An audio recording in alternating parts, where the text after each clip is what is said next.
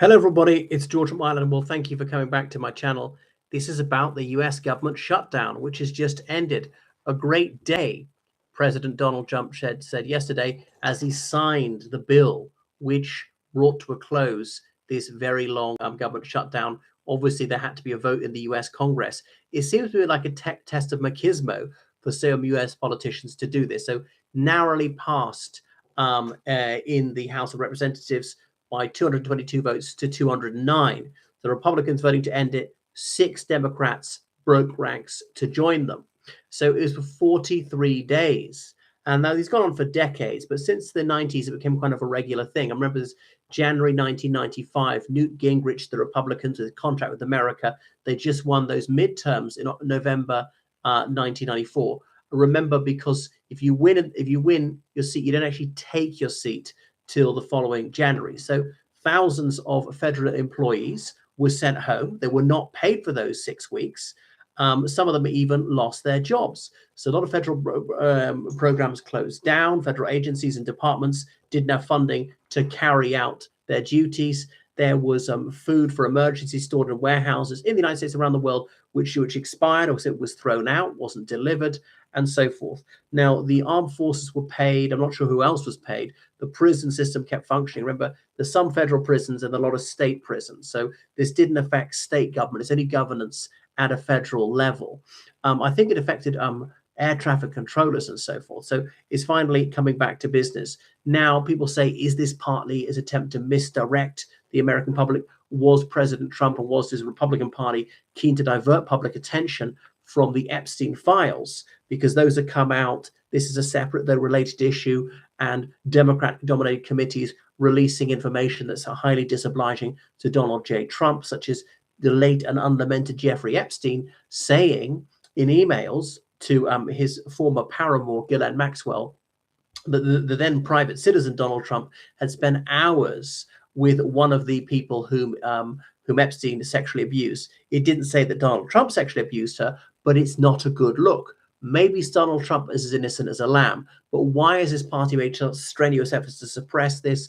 Then Republican-dominated committees released thousands of other pages of the Epstein files to muddy the waters and say, well, other people are involved as well. This doesn't prove anything. And it's true, it doesn't prove anything, and so on. Okay, so that was the House Oversight Committee. All right, so that is how it ended.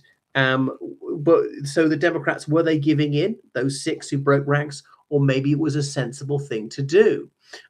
Getting back to normal, about 670,000 federal employees were furloughed at that time. A further 730,000 worked without pay. So they're going to receive back pay for that time. But you think of the stress you put them through. Certain landmarks, forests, national parks were not open to the public. The Smithsonian and various museum is not open immediately. They have to put things back in order. Some people didn't get their food stamps for 6 weeks. That's up to 42 million people, and so forth. So the LIPHEAD, which subsidizes heating in midwinter for 6 million low-income households, didn't get that Head Start, which is for young children. So it affected the most vulnerable members of society the most. So Donald Trump sees this as a win for him. And to be fair, it is. But maybe those Democrats were patriotic, putting country before party and ending the suffering, even if this is some sort of superficial win for the Republicans. But all this brinksmanship, I think it reflects badly on the Republican Party and perhaps badly on some of the Democrats as well. So goodness, and they're just getting longer and longer. The United Kingdom's not had anything like this. Even 2000, so even 1910, the supposed people's budget situation, the budget wasn't passed, but tax continued to be collected, government money continued to be paid. And I realize the United States Constitution is different. Maybe by law they simply can't do that.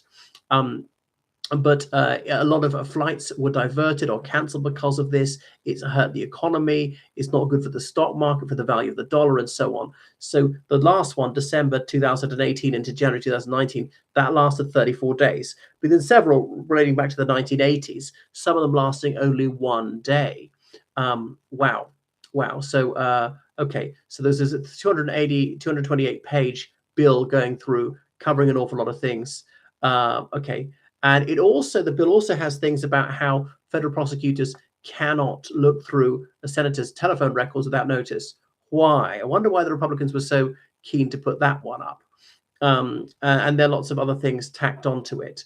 So, but the Democrats, they've got some reason to be buoyant because they had some good results in some midterm, well, some gubernatorial elections, not really the midterms, but most gubernatorial races coincide either with midterms, which would be the following November, or indeed presidential years. Virginia and one other don't. They do it in these off years, and the Democrats won both of those. And Virginia, the state which has not been strong for the Democrats in recent years, it's not been terrible for them either, more marginal, but that is so there's something of a bellwether pointing their way. And this shutdown is not a good look. It's annoyed the American public. But as Republicans voted and they ended it, maybe that seems a success for them. But isn't their call for causing it? Do they come across as mean-spirited, as just brutal? They're making the poorest suffer for what? Squabbling about tax, always cutting tax for the super rich, that they've got such compassion for billionaires, none for the poor, for the really needy. You know, the super rich could afford to pay a tiny bit more.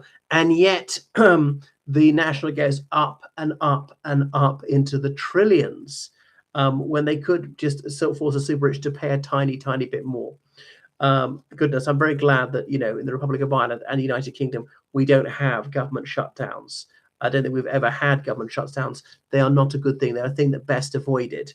Now, you can apportion blame. It's not to say the two parties who are equally guilty. I abominate them both. I would have voted for Randall Terry if I was an American for president, and I knew we wouldn't have a snowball in hell's chance, but vote by conscience. Single issue voter, perhaps. Anyway, thanks for watching my channel. Make sure you subscribe on Patreon, donate, PayPal, georgecannon7@gmail.com. Goodbye.